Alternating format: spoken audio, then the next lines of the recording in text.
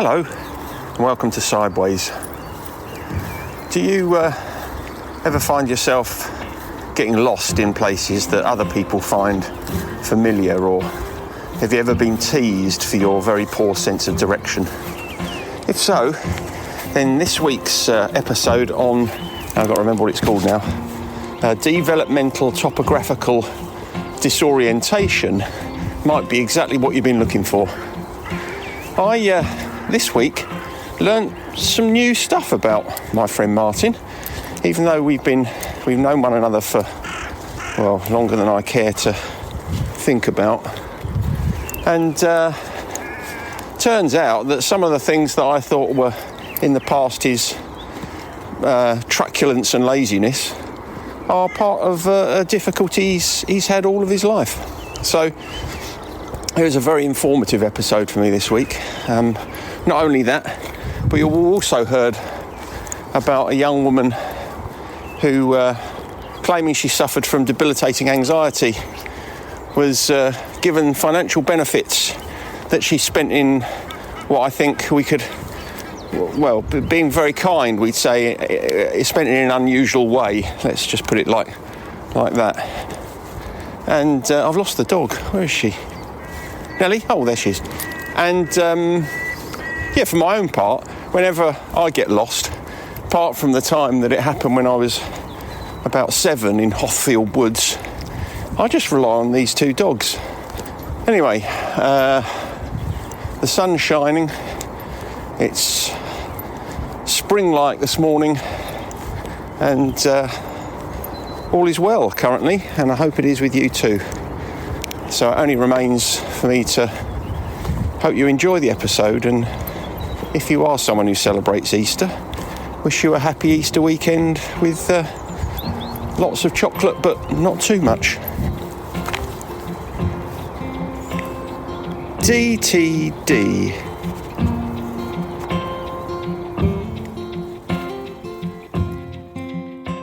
Hello. Hello. You look like Ali G this morning. Ali G. I don't think that's over complimentary, but how are you doing anyway? I'm all right. Why have you got the London skyline behind you? Well, I just thought I'd have a bit of a change. It's slightly disconcerting. It's as if you're kind of on top of a very tall building. Oh, well, I took the picture from... you took this picture, did you? I did, yeah. It's when I was at the top of the walkie-talkie building. Oh, what were you doing up there? Had you gone for an interview to move back into high finance? It was a long time ago. Hang on a sec. Well, you've disappeared now. What's going on? What's happening? Oh, I couldn't hear you very well. I was trying to turn the volume up a bit. I see you've got your new microphone on. Yeah, can you hear me all right? No. Is it rubbish? Yeah. No, I can hear you perfectly well. Good work. I hope it's better than last time, because that'd be disappointing, wouldn't it, if your new microphone doesn't perform better than just the phone on its own. Yeah, it would be, but it came out all right last time, didn't it, last week? So we weren't too... It did. I don't suppose anybody noticed, do you? No, I don't think so. I didn't have any complaints anyway. No, well, that's not, nor did I, which is a good start, isn't it? Yeah, I mean, to be fair, you'd probably get the complaints because people, you do actually talk to people, whereas I try not to. You try and avoid, yeah. Well, apart from my clients, obviously, quite happy to talk to them. Well, yeah, it's that you have to, don't you? Then. Well, I do have to, but I don't have any difficulty with that. I quite enjoy it. In fact, I very much enjoy it. So, which is good. It's lucky, isn't it? Really. It's lucky you enjoy your work. Yeah, that's quite useful. I could be grateful for it, couldn't I? Put that on your gratitude list for later. I might do. I've got something else on my gratitude list. Anyway, okay. Should we? We'll move on to actually what we're going to talk about. All right, but just before we do, yeah. Did you remember to? Well, I don't really need to ask this question anymore. I was thinking about it this morning. You didn't need to remember to put your clocks forward, did you? No, they do it automatically, don't they?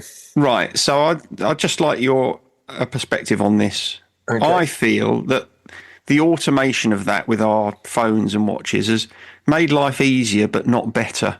Because I used to enjoy the days in the past where you kind of turn up for something the day after the clocks had changed, and someone either would have turned up an hour early, Yeah.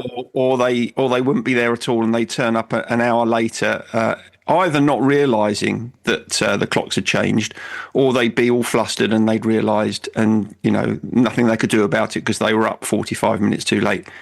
I mean, that was fun, wasn't it? And we're robbed of that now. We are. That was fun. We used to have constant problems with that when I was playing football on a Sunday morning. Exactly. People would turn up. They'd been kicking their heels waiting to get picked up for an hour before to go to the game, or they turned up at half time, sort of thing. So well, you were 4-0 down because you only had 9 players. Yeah, exactly. So it was. So I do. But I've got a couple of clocks that I need to alter manually. Yeah. So I still get that little bit of joy of doing that. Yeah, but that's the thing. I think the joy comes from the jeopardy of perhaps not getting up on time, which of course is we're robbed of that. It's like you don't see white dog poo anymore. No, it's something. No, it's left back in the 70s very much. Yeah, disappointing. Anyway, sorry about that. Let's carry on. Shall we talk about what we're going to? Well, when I read, I've got nothing to add on this topic at all. Absolutely zero. Well, I think you may have.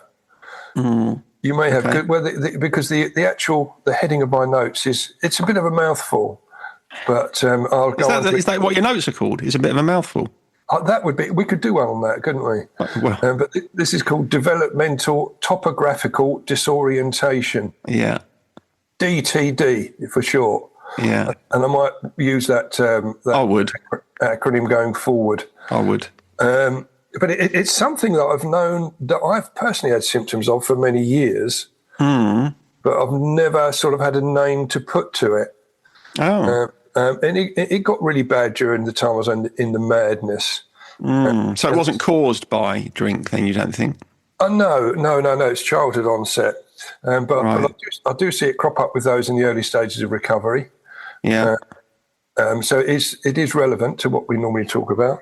And but I got a sort of a sense of relief knowing that it's an acknowledged condition, because I've always been teased about it throughout my life. And have you? Yeah. This is interesting. I'm learning something new about you. I didn't think I ever knew about this. You may not have done, but I think some of it, when I go through it, you may say, "Oh yeah, you've mentioned that before," or whatever. But we'll see. I mean, to be fair, I'm not that interested in most of what you tell me. Well, no, quite. I'm not really interested in telling you either, but it's just for the cause of the podcast, and we have to. Otherwise, the content would be a bit thin, wouldn't it? It would, yeah. But before we start, there's a couple of headlines that I quite liked. The first one was benefits cheat who claimed she had extreme anxiety caught ziplining in Mexico. So if there's an anxiety-inducing experience, probably ziplining in Mexico is right up there, isn't it? Yeah, I mean, ziplining, if you've got anxiety, would be the antithesis, I think, of what you ought to be doing. It's funny, actually, that you mentioned that, because I saw that headline and I nearly sent it to you. But I didn't send it to you, but you obviously saw it anyway, because that really made me chuckle as well. It did make me chuckle, but I mean, she was banged to rights because she put videos on Facebook. I mean, social media, why would you do that? But anyway... Well, now hang on. There was something in that report that made me chuckle. That's right. I don't know, perhaps, well, you carry on, because you might be covering this and I don't want to steal your thunder. No, that's I didn't put anything else in my notes with regards to that story. Well, when you read that story, I don't know if this was contained in the version you read, but apparently when the benefits people went round to confront her, she said, "Oh, I didn't know you weren't allowed to leave your house." There's a bit of a difference, isn't there, between leaving your house, popping down the shop for a bottle of milk, and going to Mexico to do some zip lining. Yeah, exactly. It did make me chuckle. Well, obviously, it's a serious matter, and we're not condoning cheating the benefits system, not by any means. It's just it was quite funny.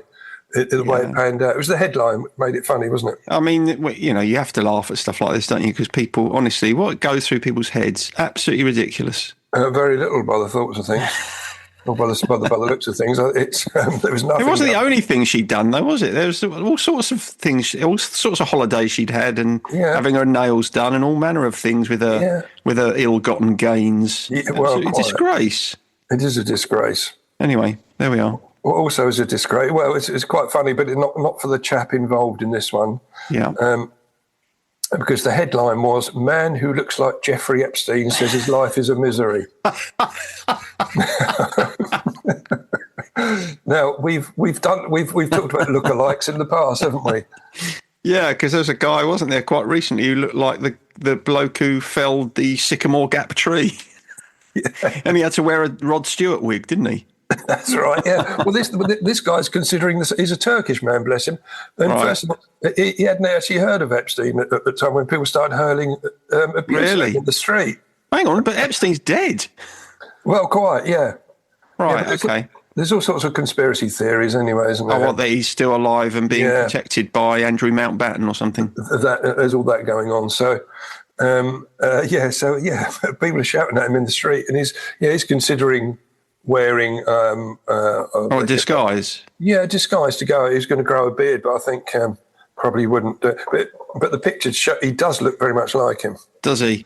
Yeah. I'm not sure. I think in that sort of circumstances, a beard enough. Not really, because the conspiracy theory, when you see these pictures, exactly, he's sporting a beard anyway. Yeah. So, what would you go for if you were trying to avoid looking like a convicted sex offender? Probably a Rod Stewart wig. Yeah, I think that's the go-to, isn't it? Yeah, I think so. Yeah, I think if in doubt, Rod Stewart wig, bang. Yeah. And then you end up looking like Rod Stewart. I don't know. Yeah, Rod Stewart, I suppose, or yeah, of course, yeah. Anyway, so that made me chuckle a bit. But I wanted to talk about this DTD. Yeah. Because I did the research into it. Because I stumbled across it. I can't remember how. Is that a pun? It could well have been. It could well have been. But it's not really a spatial awareness problem, only to a certain extent. But well, it's a confusion problem, though, isn't it? It is, yeah. I mean, it's a lifelong neurological condition mm-hmm. Where an otherwise healthy person has extreme difficulty navigating. And it manifests even in familiar places like your own home or your neighbourhood. Your own home? Yeah, that hasn't been an issue for me, but it appears in childhood. Mm-hmm. And it's not caused by any sort of brain injury or cognitive impairment or other neurological disorders. Right. It's just where people struggle, and I've struggled, to form this cognitive map. Right. So the mental representation of the environment, for most people, it sort of automatically builds up and you use it for navigation. But that is sadly missing in people like me. So hang on, just to be clear, are you saying, so for instance, if I don't know, let's disregard sat-nav for a second. If I travelled the same journey a few times, I don't need the sat-nav anymore. I just know, right? It's like I've worked it out. I've got a map in my head. Is an example of what you're talking about the fact that you can't do that? To a large extent, you can. Okay. When there's a lot of repetition, it does finally give you some sort of relief. Right. But it's just, and I remember from my own childhood, and I'll just go on to that because if you get just like a small change of direction, for example, if I'm going to work, for example, I always put my sat nav. I know where I'm going. Mm-hmm. But I put it on not just for the navigation, because I like to see where the speed traps are and that sort of thing. And it will take you a different route. Mm-hmm. But I find if it takes me a different route, then I find that a little bit panicky. It can be a little bit tricky. Right. But generally speaking, I'll come on to sat-nav because it has been a real boon for me. But yes, so getting lost in my workplace, for example, it's a bit of a maze anyway. Yeah.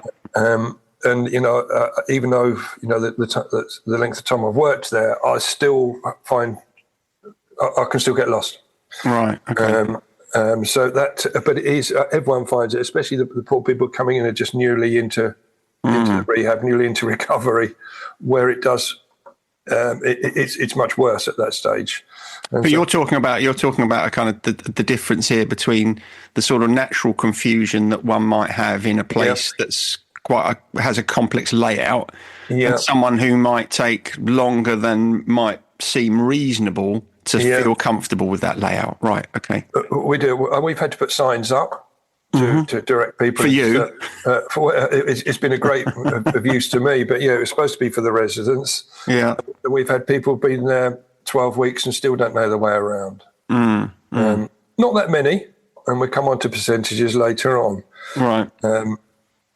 But it's just as I remember being from childhood, a couple of childhood stories where it probably, I was just accused of, you just got a bad sense of direction, you're a bit of a numpsy. Because holidays used to be a nightmare for me in many ways. I remember I was quite young and we were in Butlins. Obviously the Butlins. I don't know why I'm laughing already. Hey? I'm laughing already. I don't know what's happening. And I went from the chalet. Now, the chalet we were in, it was in this block, but you had to go to a different block for the toilets. And I remember going up to the toilets, and this toilet block is quite a big block, but it had two doors, one from each coming in from either side. So I'd gone in one door, and Dad was waiting outside for me, and I'd come out and I'd gone out the other door. And I was completely mystified. I remember standing there being totally bewildered, and my dad could hear me crying through the block, and so he came through and found me. But that was something. It was I made this mistake then, and also I remember I would have been about 9 or 10, and we were camping in Switzerland, and the same sort of thing happened. Where it was when you're camping, obviously you have to go up to the toilet block, and I'd gone up and it was dark, and I'd gone up there to the toilet block. It was a little bit of a walk through the campsite, and I come out out of the toilet block. It was dark, and I had no recollection of where I'd come from. Yeah. And I was gone for ages. In fact, my parents and my auntie and uncle, they were all out searching for me. And they get mountain rescue out. Well, no, I eventually got back to the tent, and they were still out, still out looking for me. I'd managed to find my way back, but it was a long time. Yeah. So I got into trouble for that, saying I was silly, and I was, it's only just there. How could you not? Right. Okay. So that was an example of something that everyone else would have found very straightforward. Yeah. And it's dogged me all my life. Everyone says, "God, you've got really. Why don't you not? Why don't you? You've been there before. You must know where to go." No chance. No chance. It takes a long time for things to set in. Interesting. I'm just kind of thinking about that. I don't think there's in all of my years of knowing you, I don't think there's any kind of specific situation I can remember, but now you mention it, I think I kind of, what I do recognize is that sometimes there'll be a doubt about where we're going in you, and I'll sort of brush it off as sort of it's insignificant, but it kind of does crop up quite frequently, doesn't it? You do tend to be unsure about the direction of places. I've never really thought about it before. Well, I know when you and I've been to London. They're the examples I'm thinking about. Yeah, we've been up to the East End, to the Wilton Hall. To watch Tim Key. The walk back from Wilton Hall back to the station, it was a complete confusion. I just walked on like a lost dog behind you. And I remember when we were going from the station to the theatre. Yeah, because we'd been before. Yeah, and I could remember the way, or sort of largely. I can remember you saying you didn't have any clue about which way to go. No. I thought, you must remember. This is, I think I said to you, didn't I? Do you remember that? And do you remember that? And you're like, no. Exactly. And that's a good example. Yeah. Because that's been with me all my life. And unfortunately, it seems like my oldest daughter, Emily, also has the same issues. And there are studies that show that it can be a genetic thing. So, has anyone considered putting a tracker on you? Well, that would save me getting lost. I mean, technology has been a boon for me in many ways. Yeah. Yeah. Oh, okay. Very good. Yeah, I mean, I've found the place, because people with this particular condition, you do rely heavily on landmarks, and you can become disorientated if those cues are altered or absent.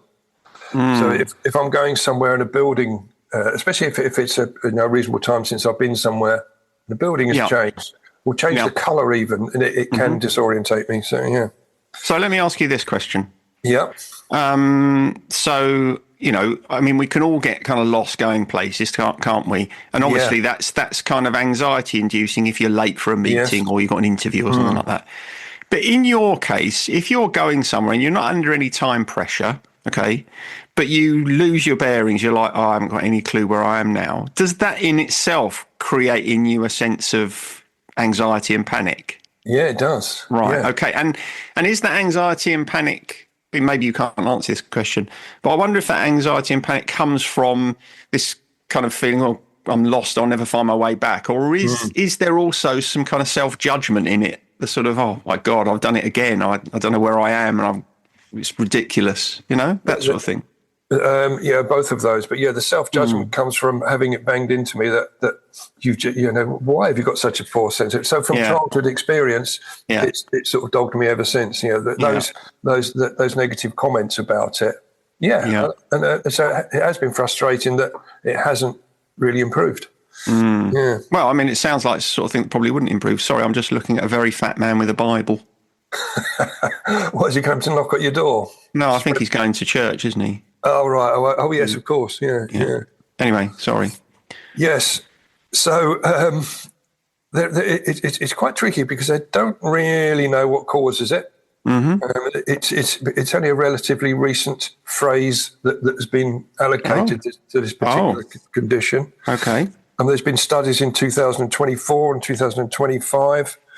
But the only thing that they can really notice is that there is, so that the hippocampus at the front of the brain and the prefrontal cortex, which is crucial for cognitive mapping, apparently, shows reduced functionality.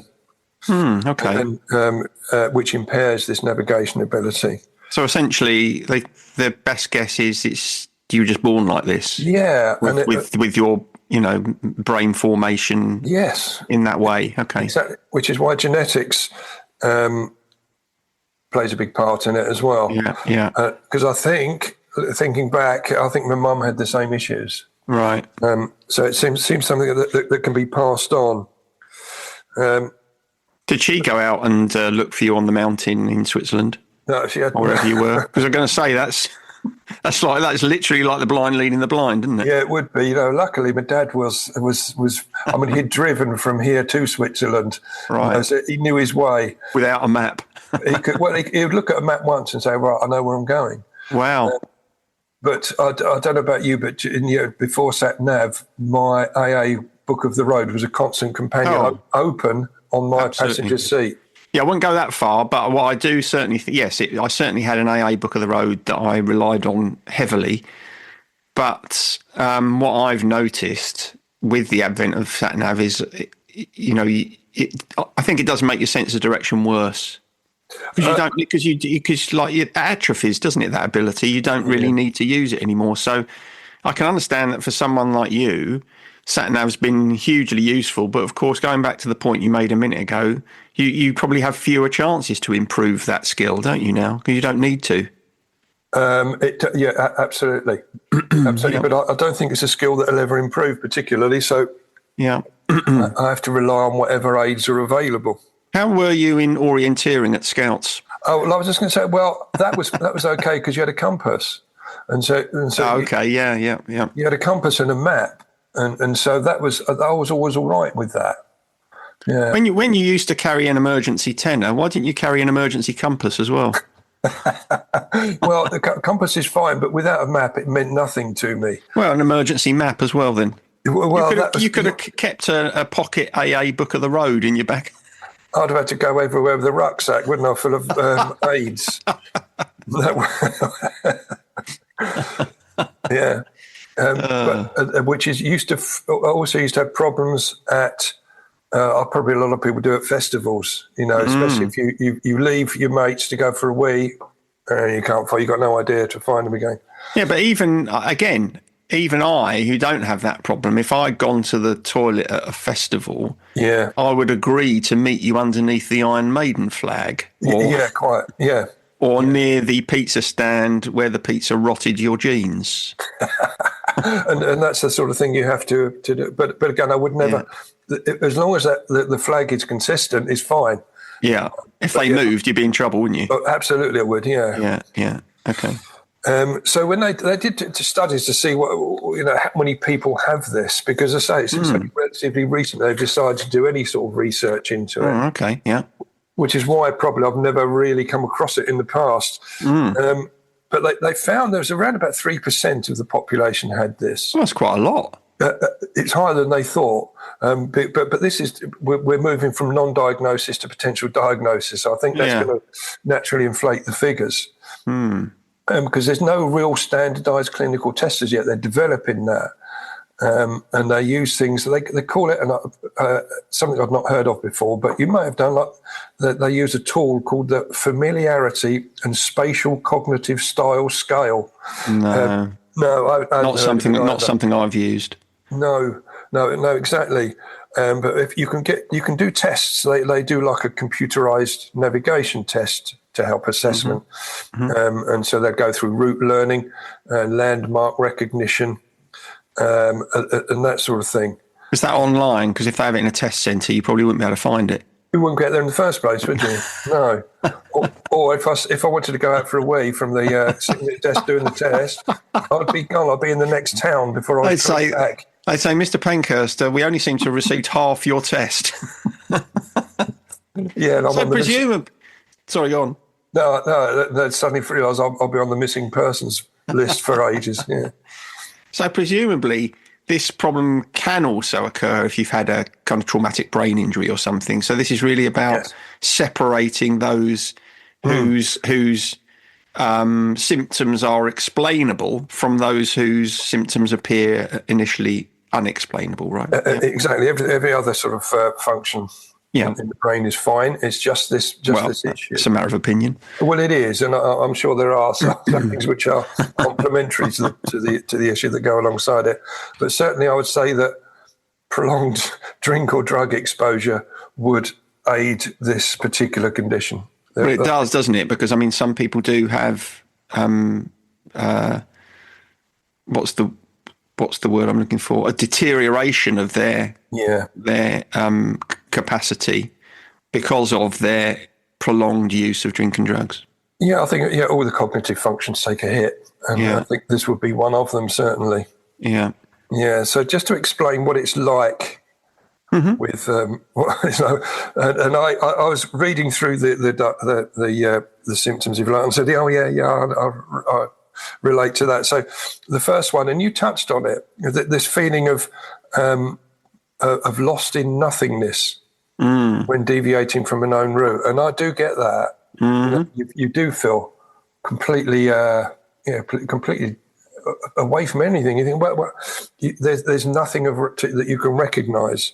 It's interesting, though, isn't it? It's interesting the impact that has, because if you don't have that issue, you're more likely to just think, "Oh, I'm lost." It's a bit of a nuisance.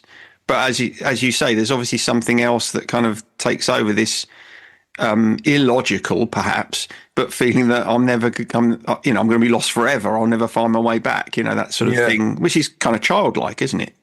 Yeah, it is. It is, and it can be quite. Yeah, it can be anxiety-inducing. The next one, which is when I've explained this to people before, they've said, that's just weird. So you'll have a familiar location which appear to shift in direction. So, for example, I can be driving along a road, and if that road looks familiar to another road I've driven on perhaps months previously, I suddenly think I'm there. So I suddenly get this horrible feeling I'm in a different town or different place. Oh, wow. It's a really weird. So I lay on top of what's in front of me an alternative variation. So I'll drive along that road, and you suddenly expect a roundabout to be there, and it's not. You lay something on top. Wow. But they in the research they call this a directional shift, and some people get a 90 degrees turn on it. So it's almost as if you're at right angles to where you are. I don't get that, but I get this laying over of alternative reality, if you like. Interesting. And it's fairly short-lived, because you do get back into, you have to concentrate and you get back to where you actually are. The other one, which I haven't had a particular problem with, was it come up with reluctance to travel alone or choose certain jobs or attend events due to navigation anxiety. I haven't had that. You know, I've had jobs when I've been on the road, and again, that was... You just never get there. It was quite tricky at times. If I had a new territory to look after back in the Standard Life days, that would be panicky. But I used to go before. When I remember getting a shift in territory, they gave me a better place to go and work in. And I went down there, the weekend before I was due to shift, and had a scout round. Yeah. And again, other people thought it was a bit of a crazy thing to do, but I needed to. Yeah. It was to try and build some sort of familiarity at least.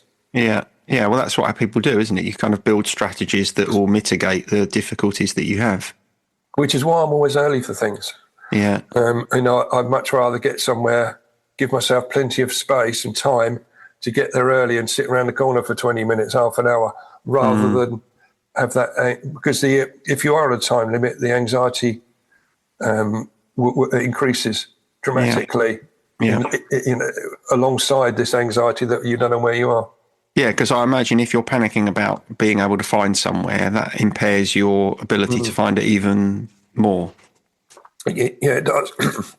Absolutely. But the one about attending events due to navigation anxiety, I've never really had that problem. I'm more likely to have sort of parking anxiety these days. If I don't know where I'm going to park, and I can get parking anxiety because the roads are so bad now and the parking is so poor. I've noticed that in you, actually. I noticed that in you, a kind of anxiety about parking. Yeah. Yeah. But that's also about getting lost as well. That's also, it's within the same sphere. Yeah.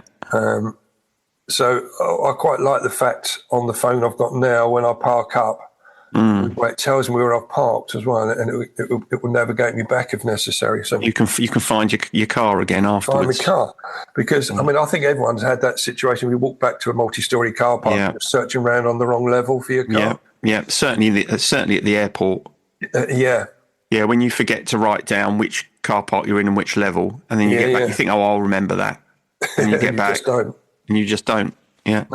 I remember I was looking for my car for ages once at the airport, and I'd forgotten that I'd flown back into a different terminal.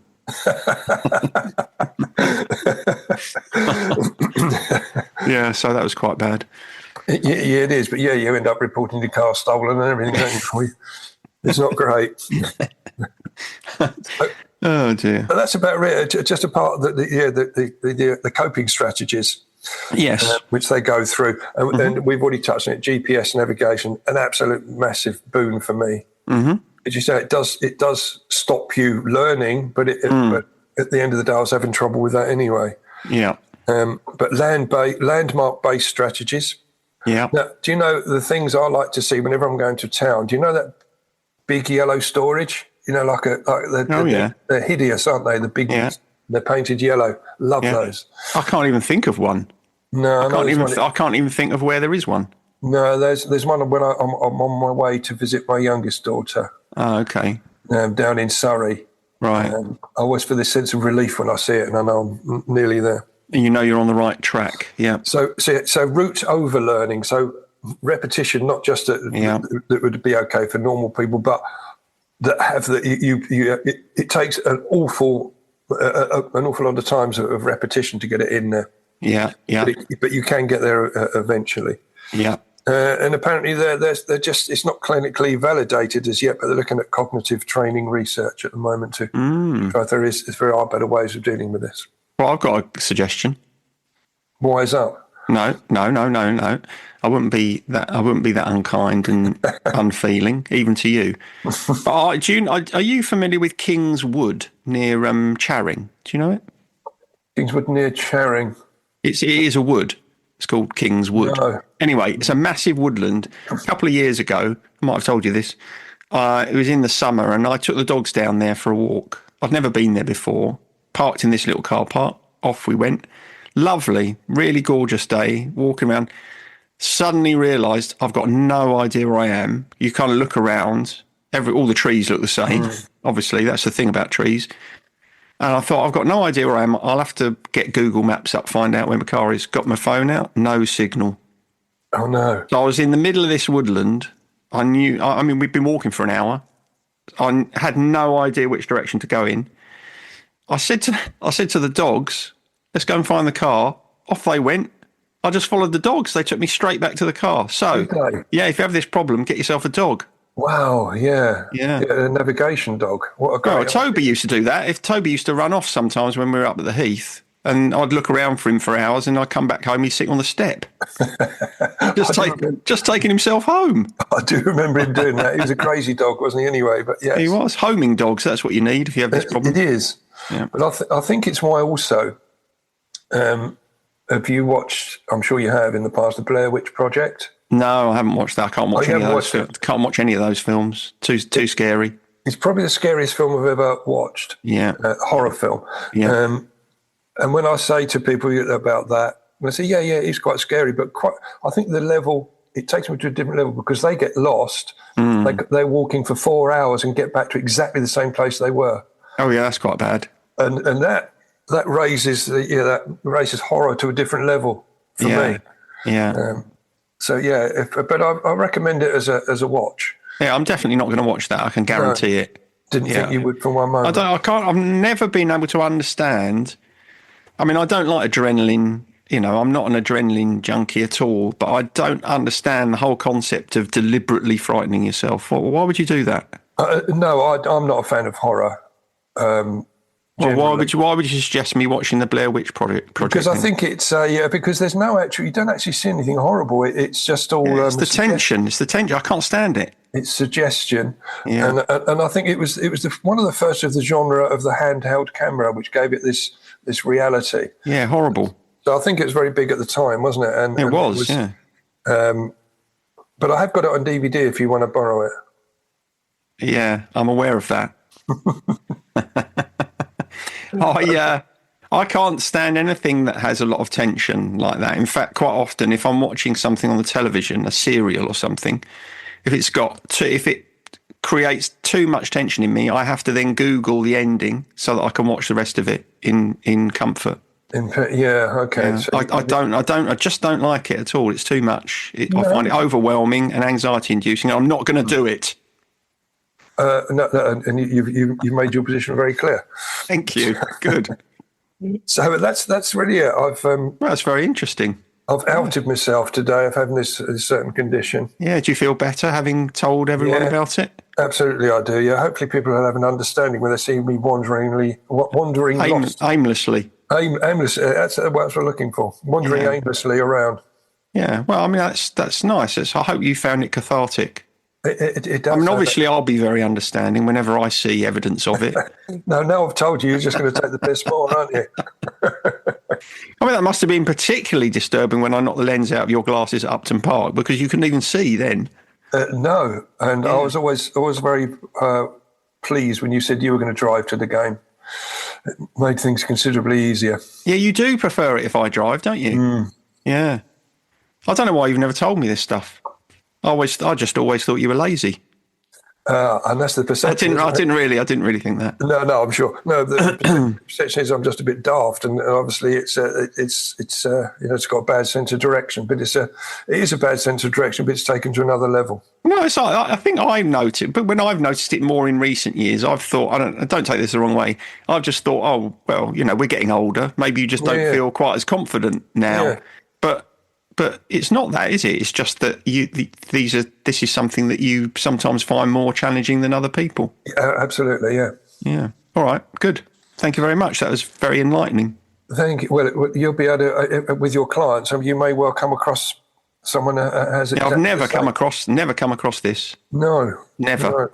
No, it's only, you never know. There's always a first time, isn't there? Well, if only 3% of the population have the issue, then the chances are small. But there we go. So I do, with some clients, I do walking therapy, right, where we do the session outside and we just walk. That wouldn't suit you, would it? If you're with me, it'll be all right. If I'm with someone that knows where they're going, I'm fine. If we get to the end of the session and we're not back where we started, and I say, right, well, I'm going to leave you now. Yeah, that would be... You'd be wandering around for the next 3 hours trying to find your car. It would have undone any good that the counselling had done during that walk, that's for sure.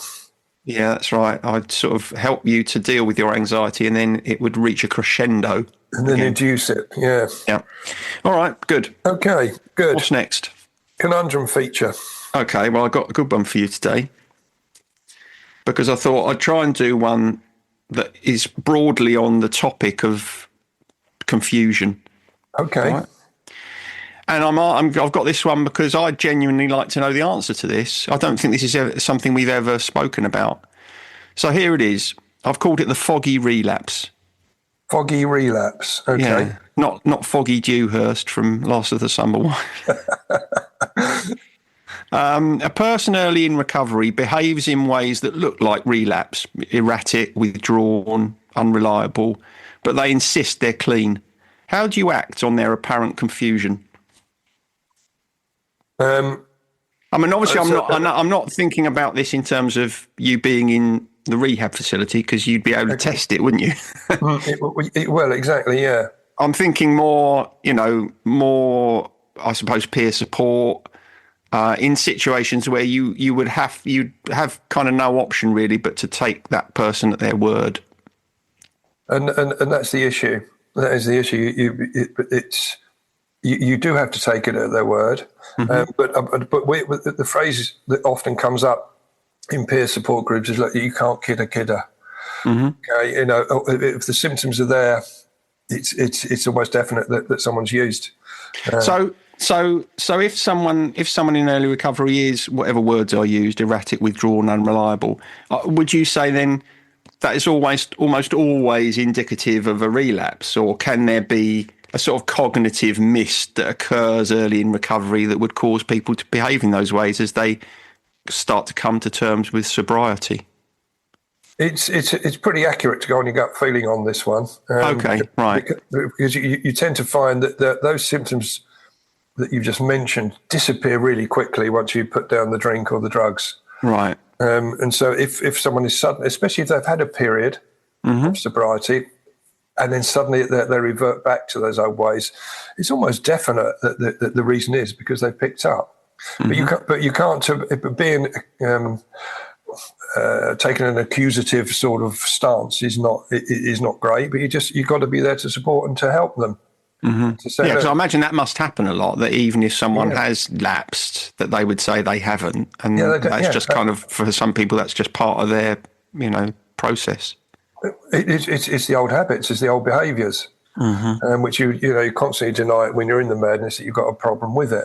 So do people generally get to the point then where they would subsequently come clean, or might they just disappear from peer support at that point? Often they disappear. Yeah. Which again is a strong indicator that there was substances involved. They may come clean later on down the line if they do come back into the system. They say, I did. I just couldn't tell everyone. I felt embarrassed and guilty and all that. And you sort of expect that. Yeah. So it's not an unusual situation, but it has to be handled quite delicately. Yeah. Because you'd like to keep them within the system, within the recovery system, so you can help them through this wrinkle. Okay, good. Thank you for that. No problem at all. I'm learning a lot this morning. We'll go on to your gratitude list then. How are you feeling on that? Well, I'll tell you what I've got this week. Hot cross buns. Oh, hey, yeah, now you're talking. Well, you say that. I'm grateful for hot cross buns because I can make some this week because it's Easter, right? I'm not someone who will start buying hot cross buns in January as soon as the Christmas stuff's out of the way. I'm not having that. But it is nice. I enjoy making them and I very much enjoy eating them. But what I cannot tolerate is all the fancy flavours of hot cross bun. That is an absolute disgrace. I know this is the gratitude feature, but I want to just make it clear that I'm grateful for proper hot cross buns, not bloody lemon curd ones or Marmite ones, or, I mean, as much as I love Marmite, what is that about? It's a disgrace that people should be making tiramisu hot cross buns. Well, you I know what you're going to tell. I just know what you're going to tell me now. It's going to really upset me, isn't it? I had some. Sometimes you can go into the supermarket and they'll have sort of reduced, like a yellow sticker on it to say, it's the last day, you've got to buy it. So I ended up buying some hot cross buns, which were rhubarb and custard flavour. Oh, for fuck's sake. And they were delicious. No.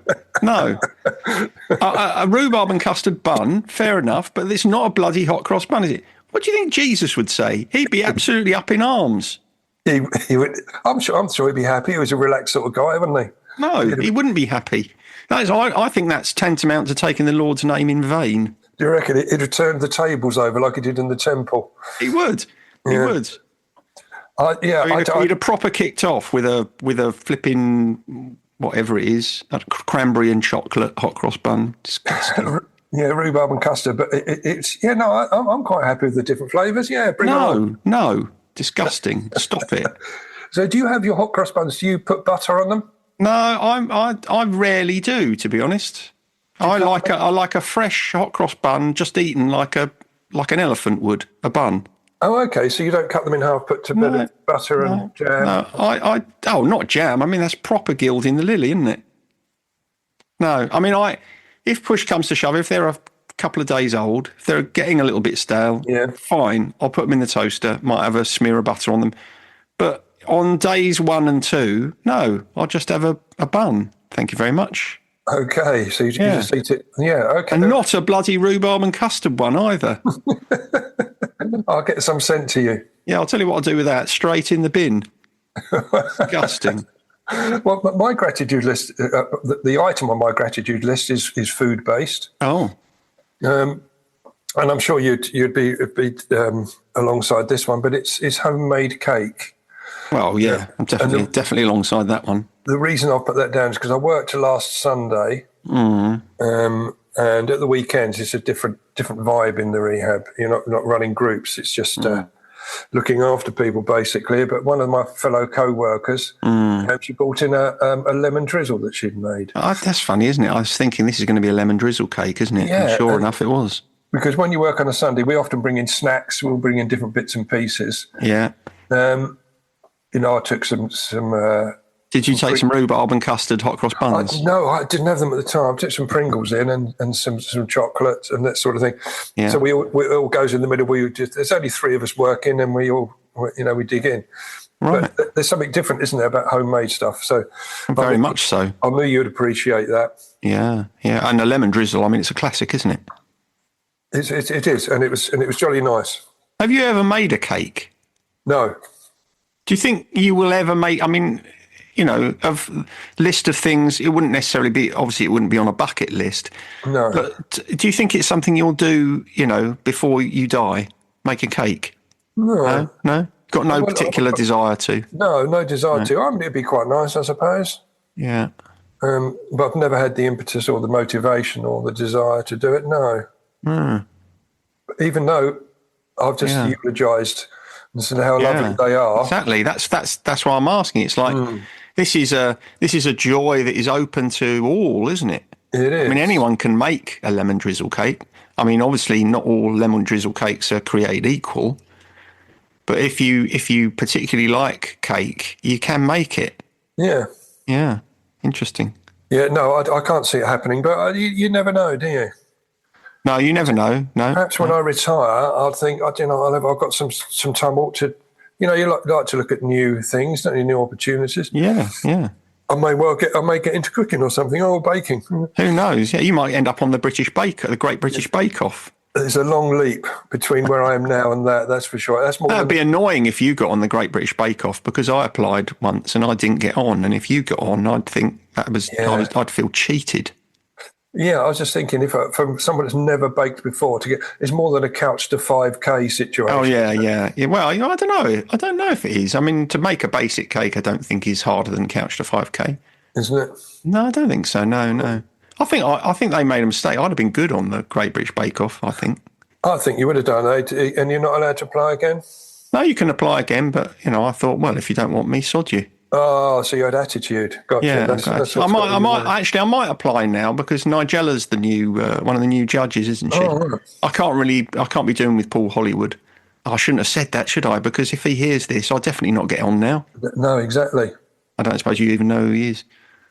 Well, I know his wife, and so she may well listen to this. Yeah. Oh, great! Yeah. Oh, so great. there's the route through. I really like Paul Hollywood. He's one of my favourites. Okay. Anyway, lyric challenge. You up for this? Yeah, come on. You got your lyric head on?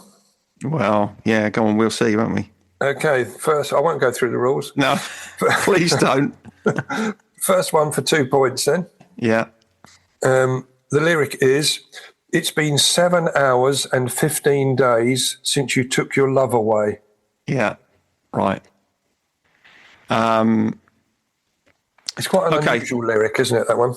Yeah. So, do you want the Sinead O'Connor version or the Prince one? Well, you can have either. Well, I'll have both. Okay.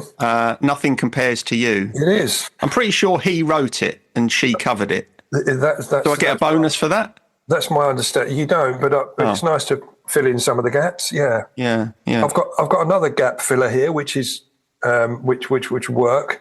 Okay. I won't give you extra points, but the second one is, "Like a whirlpool, it never ends, and it's you, girl, making it spin." Now, let me ask you a question. Okay. Have you made them a bit easier for me this week because I did so badly last time? Well, it's all subjective, isn't it? Okay, all right. Okay, this is, well, do you want the Wonder Stuff version or... there is another version, isn't there? Anyway, this is the Wonder Stuff. And I think, didn't Wonder Stuff do a version of this with Vic Reeves? Yeah, I did. They are two distinct songs, aren't they? I'm sure it's Dizzy. It is Dizzy, yep. Was there only a version with Vic Reeves? Or I think there was. Oh, okay, fair enough. I don't remember. Do you remember who originally wrote it? Who originally sung it during the 60s? Okay, that's what I'm thinking of then. Is this someone I would have heard of? No. Well, you may have done, but I think I'll say no then. Well, it's probably their only hit, or his only hit. No, I don't know who it was. Yeah, someone called Tommy Rowe. No. No, but apparently when I was looking this up, Boney M did an electronic version of it. Really? Reckless Eric. For that. Reckless Eric did a version. Oh, so there's been a lot of covers of Dizzy then. Yeah, Billy J. Kramer. Yeah, so it's one that's been covered a lot. Spun around a lot. Oh, very clever. That was the best version, though, I'm sure, the Vic Reeves and Wonder Stuff version. Yeah. Do you know the Wonder Stuff at the Brixton Academy in 1981? I think that would be in my top 5 gigs ever. Wow. Yeah. Okay. Yeah. I saw the Wonder Stuff. They were at Reading once, weren't they? Don't know. I've never seen them at Reading. Although I saw them a couple of times. I saw them at the Town and Country Club, which was an excellent venue, wasn't it? Did you ever go and see anyone at the Town and Country Club? Yes. Camden? Yes, I did. Yeah, I went there, saw them there. They were brilliant there too. I can't remember where it's... Can't remember who you saw there? No. It would be someone, I expect. Anyway, I'll go on to the third one. Yeah. Oh, life is bigger. It's bigger than you, and you are not me. This one's not ringing a bell. Oh, life, it's bigger than... Oh, life is bigger. It's bigger than you, and you are not me. I mean, yeah. What era? This would have been, I think it's sort of late 80s, early 90s. This group would have been around. Did I like them? Yeah, I think you do. Interesting. Do you like them? Yeah, very much. Oh, okay. They might be perhaps a bit too popular for your liking, but I'm sure you were appreciative. I think you liked the lead singer. quite an unusual sort of chap, unusual style. Okay, I don't know. Late 80s. So it's poppy, presumably. Yeah.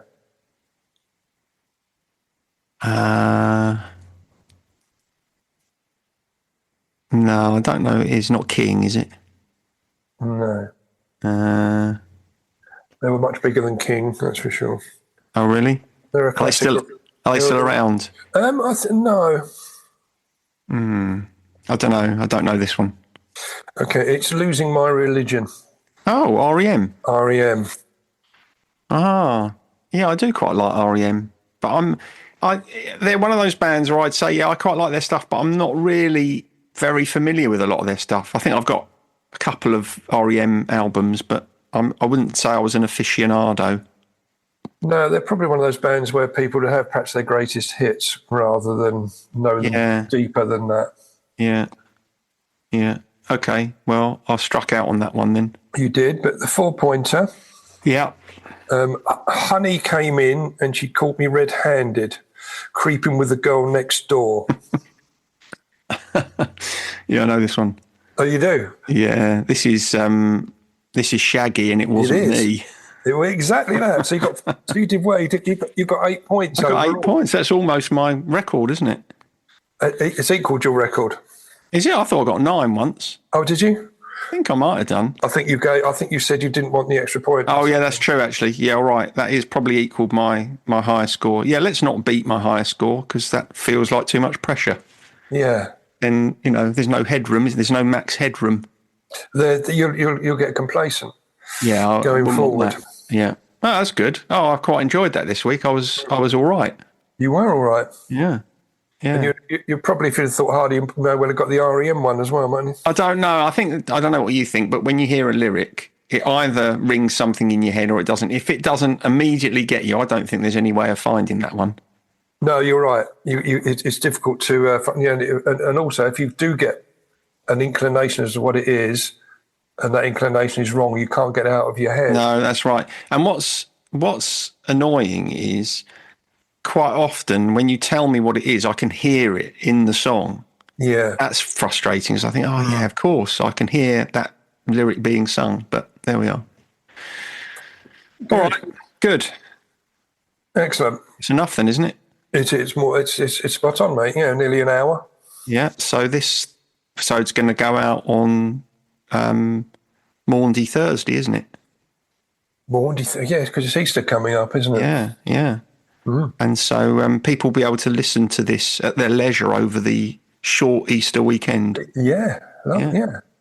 While they're eating a hot cross bun, but not a bloody rhubarb and custard one. Well, they may well be. I think you'll find a lot of people will be in my corner on this.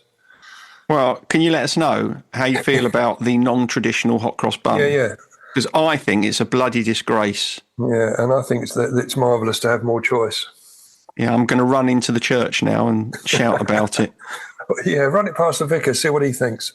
Yeah, but it's quite a hippie church, this one. So I expect they're bang into flipping, I don't know, kale and beetroot hot cross buns. That sounds nice. What, kale and beetroot in a hot cross bun? I'm not sure about that. All right. Anyway, have a good day. And you. Thanks, mate. Don't get lost. I'll try not to. Laters. See you later, mate. Sideways was created by Graham Landy and Martin Pankhurst. If you want to read more about our work or sort through the extensive archive of past episodes, just visit grahamlandywellbeing.co.uk/sideways-podcast. You can follow us on Twitter or Facebook or Instagram at Sideways Podcast, and you can email us if you have a question or if there's something you'd like us to cover. But most of all, we want to tell you how grateful we are that you come and listen, and we ask that if you've enjoyed what you've heard, that you spread the word. And we'll see you next week.